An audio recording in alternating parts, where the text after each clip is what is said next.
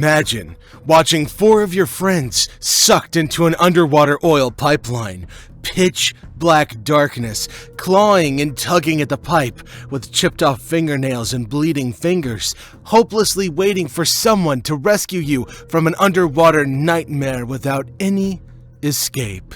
All the oxygen running out while you wait for death to come and claim you, and the unbearable burning sensation that keeps growing in your chest because of the oily sludge all around you. Christopher Boodram reached the end of a 30-inch diameter pipeline after tugging, shoving, dragging, and crawling through it with an injured arm, but almost gave up after witnessing the angel of death. He was traumatized and exhausted. His muscles were damaged and his eyes were burning from being inside the oil and water-filled pipeline. But what he mistook for death turned out to be a lifeline in the form of his dive mentor, Ronald Ramatar.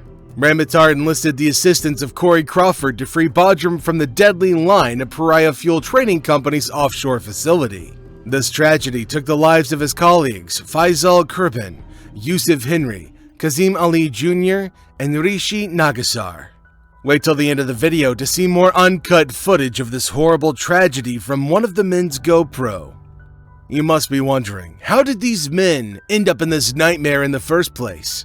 Let's tell you the story of this horror in the words of the survivor who endured it. On February 25, 2022, these Paria Fuel Trading Company Ltd employees were replacing a damaged piece of Paria Fuel Sea Line 36's riser off the port of Pointe-Pierre, a town in Trinidad and Tobago, when the fatal tragedy occurred. A differential pressure, or Delta P incident, occurred just after noon on that day when the divers removed an inflatable plug, generating a vortex that sucked the men down that pipeline. Boodram recalled arriving at work early for a toolbox meeting about the work ahead on the riser. He said they discussed the job, its stages and its hazards, but Delta P was never mentioned. He remembered being in the habitat with Kurban, Henry, and Nagasar, while Ali Jr. was on a barge nearby.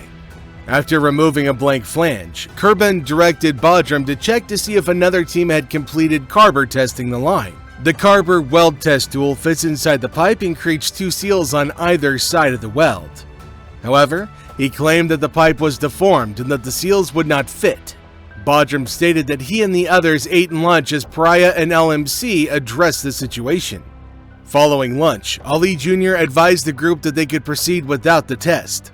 As they were deflating the inflatable plug, Ali Jr. entered with the spanner, and Boodram noticed water rising in the chamber. "Alia, what's going on? Look, this thing is filling up. Let me get out of here," urged Boodram to his companions. He remembered being caught in a tornado-like storm of gushing water, striking the pipeline walls, feeling debris, and holding his breath until his lungs hurt. "I was prepared for heaven," Boodram said. Boodram stated that he was suddenly no longer in the water. He did, however, admit to not knowing whether he was alive or dead, or if he was in paradise or hell. "At that point, I told myself that I would die. I said to God, I am coming. Ma, look out for me. I was expecting to be dead," he said. He claimed he heard Ali Jr. call out to him and mistook his teammates for being outside the pipe. He soon discovered, however, that the entire team was there.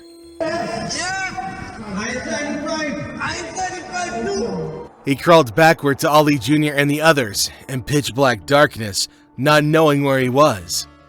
He stated that Kurban was in pain and Henry had a broken leg. Boodram had suffered an injury to his left arm. Henry informed the others that he had crawled over Nagasar a little further down the pipe. "We going in dead," Boodram said, was the cry of despair from Ali Jr. But Boodram tried to push them to keep going ahead to get out of the line. Boodram first stated that he was unclear about which direction to take. He claimed that it was his co-workers that put him on the right path and saved his life. He claimed the men stayed together and dragged themselves over the horizontal unit of the pipeline that ran along the seafloor.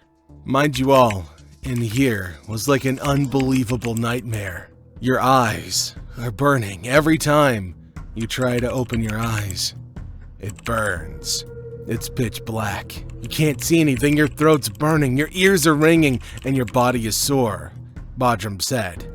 Inside there was not just a crawl through a pipe, like how plenty of people might be thinking. As they dragged the pipe with 8 to 10 inches of water, Boodram discovered Ali's GoPro camera and considered leaving a last message for his family, but decided against it. Instead, they prayed for rescue. But when the guys got closer to the vertical line, the water level rose, so Boodram scouted ahead, leaving the others behind. From Boodram, small Kaz, Ali Jr., was holding me. I said, "I'm not coming out the pipe without you all. I would never leave you all." However, Boodram quickly grasped the enormity of the situation. He walked about 15 feet and discovered a diving tank. He understood then that he needed to get to the surface and help the others. He was certain that other divers were already exploring the pipe. He claimed that he made his way through flooded sections of the pipeline, discovering 2 more scuba tanks before reaching the habitat's entrance. Kurban attempted, but failed, to follow. Boodram floated into the pipe, grabbing onto a chain overhead, but was unable to pull himself out. He screamed his lungs off, bawled, and cried for help as he knocked the pipeline with the chain. He then heard a knock. Ramitar entered the chamber after a series of back-and-forth knocks, according to Boodram. I started seeing a little light in the habitat. I swear to God, it was the angel of death coming for me. I told myself that this was the light that people talk about.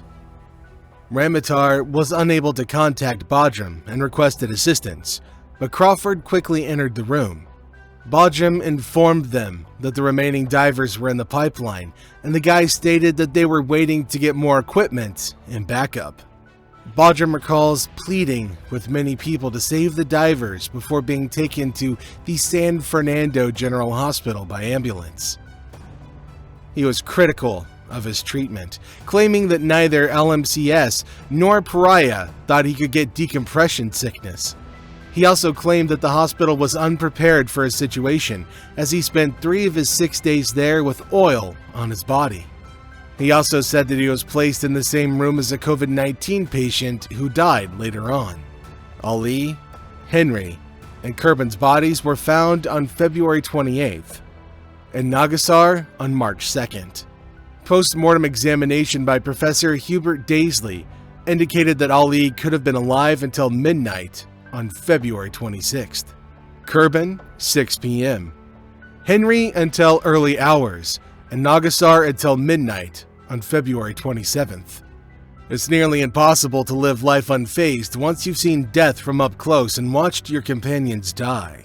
Boodram still cannot go to the beach with his daughter and cannot sleep because the nights are plagued with horrifying dreams of his comrades' agonizing screams.